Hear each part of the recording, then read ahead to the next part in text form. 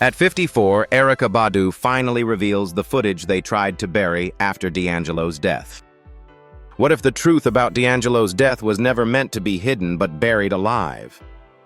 At 54, Erykah Badu breaks her silence, unveiling a mysterious hard drive she claims holds the final message of neo-soul's fallen prophet. A shaky voice, a warning, and one sentence that chills the soul.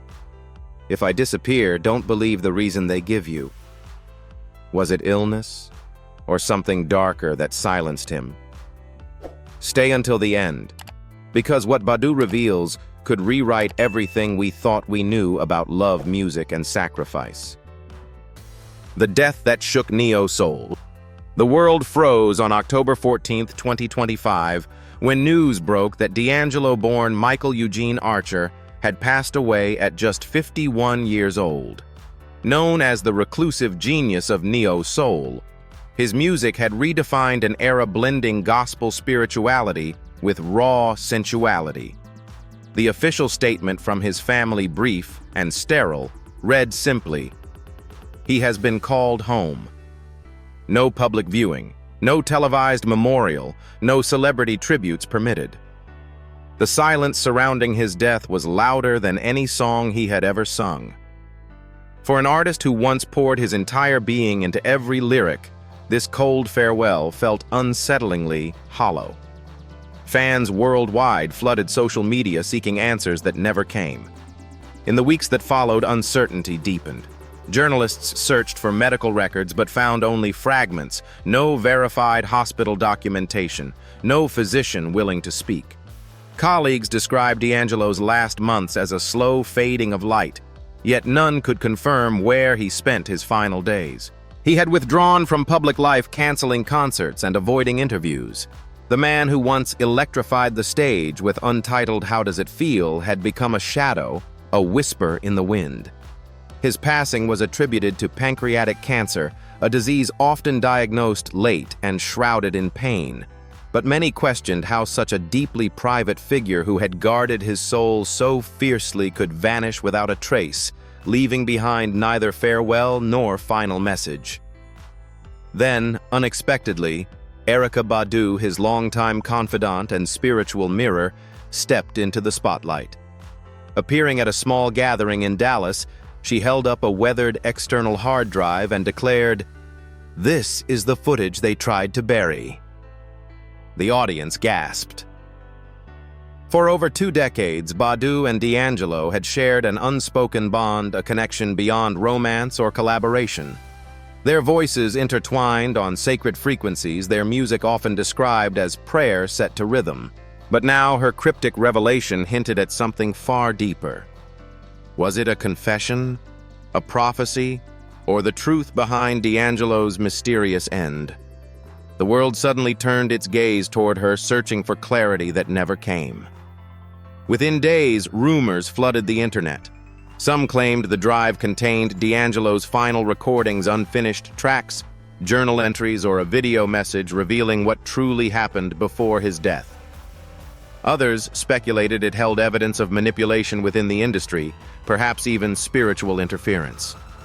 Badu remained calm. Her response, measured yet haunting energy, never dies.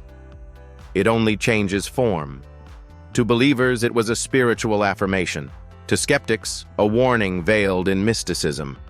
As the debate intensified, one truth emerged. The mystery of D'Angelo's death was far from over. His absence left a void in music, but his presence lingered in whispers, chords, and questions that refused to fade.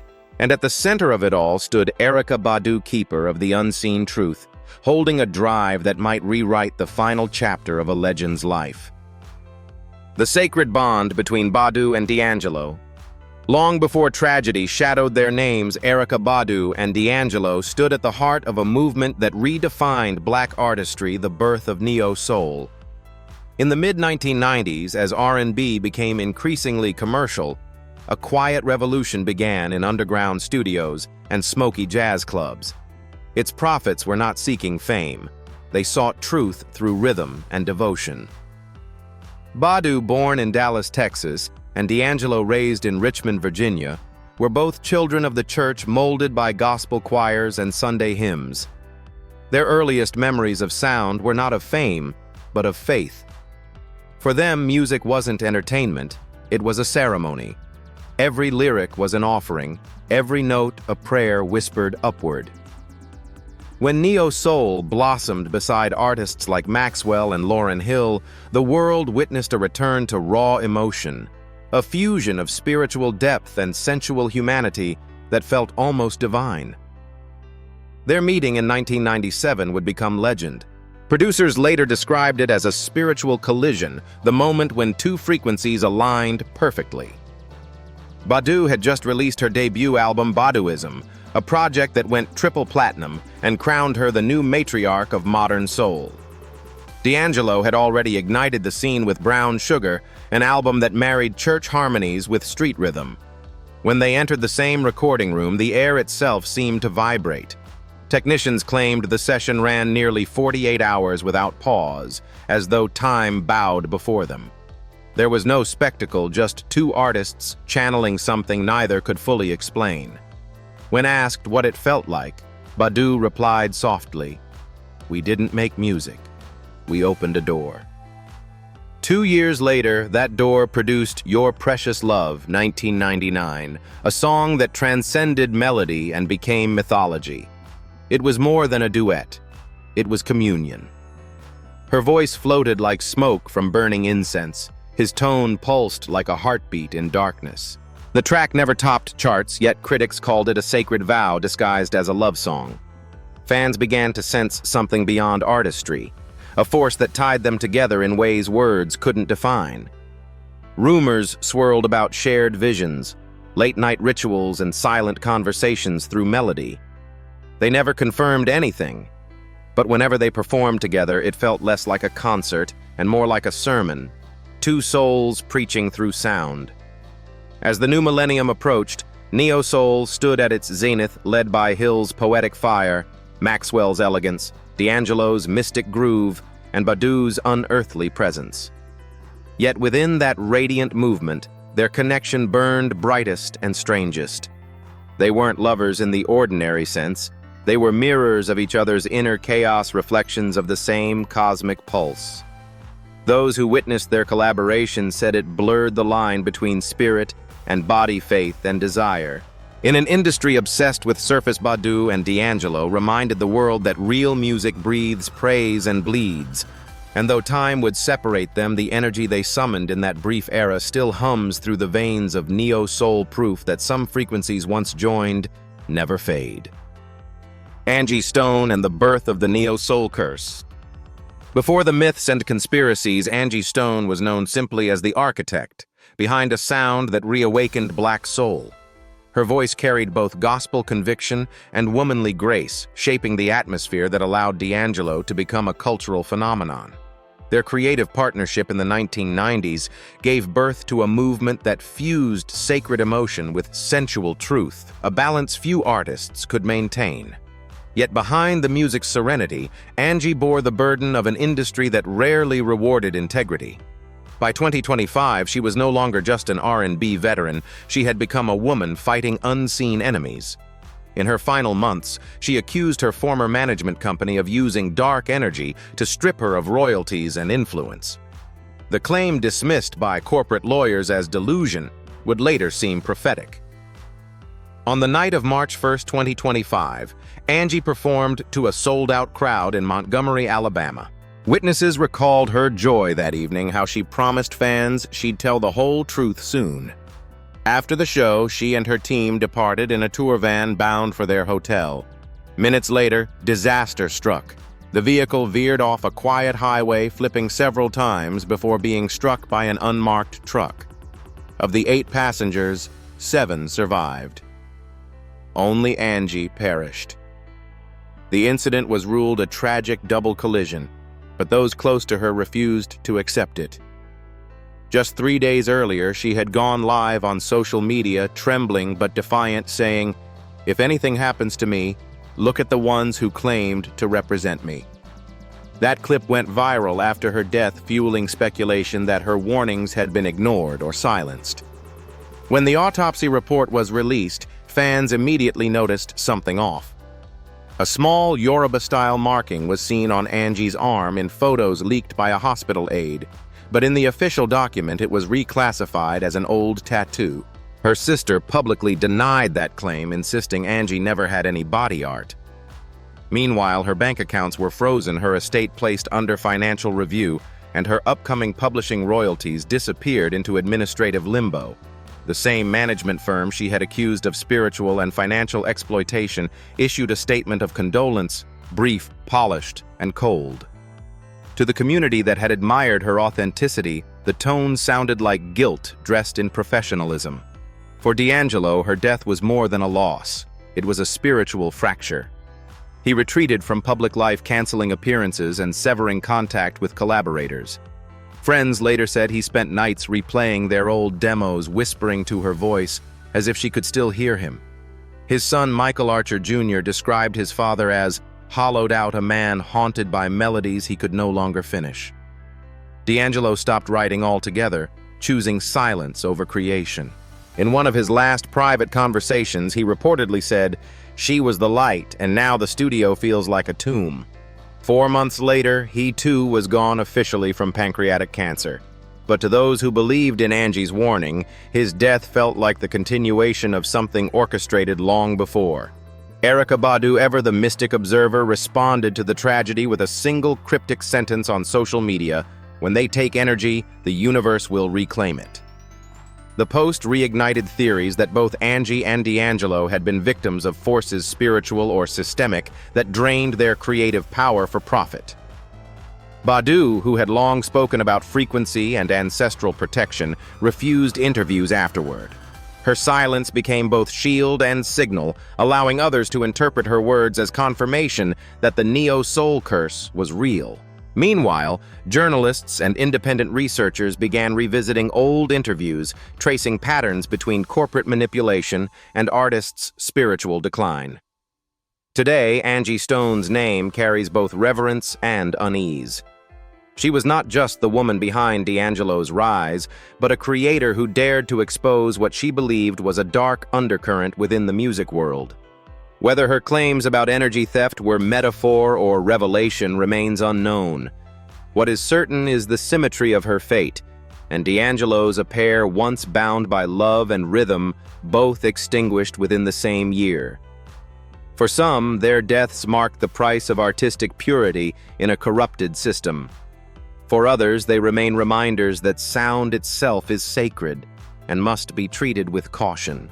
The neo-soul curse, whether myth or metaphor, endures as a haunting testament to the cost of touching divinity through song.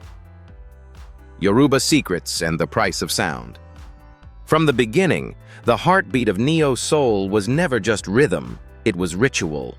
Beneath its smoky grooves and velvet harmonies pulsed an ancient current that flowed directly from Yoruba and Vodun belief systems, where sound is sacred and music serves as a bridge between humanity and the divine. For Erykah, Badu, D'Angelo, and Angie Stone, every melody carried an unseen presence, every chord invoked memory. Yoruba tradition teaches that each person is guided by an orisha, a spiritual guardian, and when one sings or drums, that guardian listens. What began as performance soon became invocation. Their art, rooted in Africa's ancestral wisdom, evolved into ceremony, and some would later argue, into danger. As their fame grew, whispers circulated that they were delving deeper into the metaphysical side of their craft. D'Angelo, in particular, seemed to wrestle with forces beyond comprehension. In a 2014 interview, he admitted softly, "Some songs call for souls that shouldn't be called." At the time, it sounded poetic. In hindsight, it felt like a confession. His fascination with spiritual music wasn't new. On his album Voodoo, he incorporated chants and layered percussion reminiscent of Yoruba trance rhythms. But as years passed, collaborators noticed his growing unease. He spoke of voices in the silence of melodies that appeared unbidden, of nights when he dreamt of drumming but awoke to find his hands trembling. Those around him said he treated his studio like a temple, burning candles and murmuring prayers before every take. Angie Stone, equally immersed in faith and folklore, studied Yoruba ritualism extensively. Friends recalled her fascination with Oya, the goddess of transformation storms, and Rebirth, the deity who governs the winds that carry souls from one realm to another. Before her fatal accident, she reportedly told a confidant that she felt something calling her name in the night. D'Angelo's passing months later during Egungun season, a sacred festival celebrating ancestral return, sent shivers through those familiar with Yoruba cycles. Oya's week for her, Egungun's week for him. To Western minds, coincidence. To believers, cosmic precision. One Yoruba priest, speaking anonymously, stated, "When a song touches the realm of spirits, it must be closed with prayer. If left open, it takes what it wants." In academic circles, music scholars began connecting the dots between neo-soul's hypnotic cadences and African religious tradition. A professor of ethnomusicology wrote that the genre's repetition and syncopation mirrored ceremonial drumming intended to summon orishas. According to him, Badu, D'Angelo, and Stone unknowingly reactivated spiritual languages through sound. While the public adored their music's sensual warmth, few realized its deeper significance. It echoed the same call and response once used to communicate with ancestors. Another unnamed researcher described Badu's stage presence, incense smoke head wraps, barefoot grounding as a living ritual of feminine invocation. Through their performances, she said they weren't merely entertaining, they were conjuring. After losing both Angie and D'Angelo within the same year, Erykah Badu became the last living bearer of that sacred connection. Within artistic circles, she earned an unspoken title, the High Priestess of Neo-Soul. When asked about the tragedies surrounding her peers, she only replied, "I don't play with the energy. I honor it." Her words carried reverence but also caution. Some critics accused her of perpetuating mysticism. Others praised her for preserving ancestral truth. She never argued, never explained. Instead, she continued to weave Yoruba themes into her lyrics: birth transition, eternal return, quietly transforming pain into prophecy. The belief that music demands balance lies at the core of Yoruba. Teaching every blessing carries a price. In this view, the deaths of Angie and D'Angelo were not punishments, but offerings their lives exchanged for the sound they brought into existence. One Yoruba elder described it as the harmony of sacrifice, when divine rhythm claims what mortal hands create. Whether coincidence or cosmic debt, the symmetry of their fates remains haunting. Badu's survival, then, is not luck, but duty, a reminder that art, when fused with spirit, can both heal and consume. Through her, the tradition endures, music as prayer, creation as communion, and every note a whisper to gods who still listen from beyond the veil. The buried footage and the unanswered questions. In early 2026, whispers turned into wildfire. Across Reddit threads, fan forums, and music blogs, rumors exploded that Erykah Badu was in possession of a secret recording, a video allegedly filmed just days before D'Angelo's death. According to the stories, the footage captured the singer sitting alone in a dimly lit studio, gazing into the camera with haunted eyes and uttering the line, "If I disappear, don't believe the reason they give you." Those who claimed to have seen it described the clip as shaky, unedited, and deeply unsettling. No timestamp, no watermark, just D'Angelo's voice, low and tired, as if he knew he was about to vanish. The post was deleted within hours, but by then the spark had ignited a firestorm that refused to die. Within days, online communities began dissecting every detail of D'Angelo's final months. His retreat from public life, the absence of verifiable medical reports, the lack of any hospital photos, all became evidence in a growing wave of suspicion. Anonymous insiders from the recording industry surfaced, hinting that his pancreatic cancer diagnosis had been fabricated to disguise a more sinister cause. Some went as far as claiming he was slowly poisoned with compounds that mimic cancer symptoms, while others suggested he had been silenced for trying to expose ritualistic practices in certain music circles. These statements, unverifiable but chilling, only deepened the myth. The legend of D'Angelo was no longer confined to melody, it was now the language of conspiracy.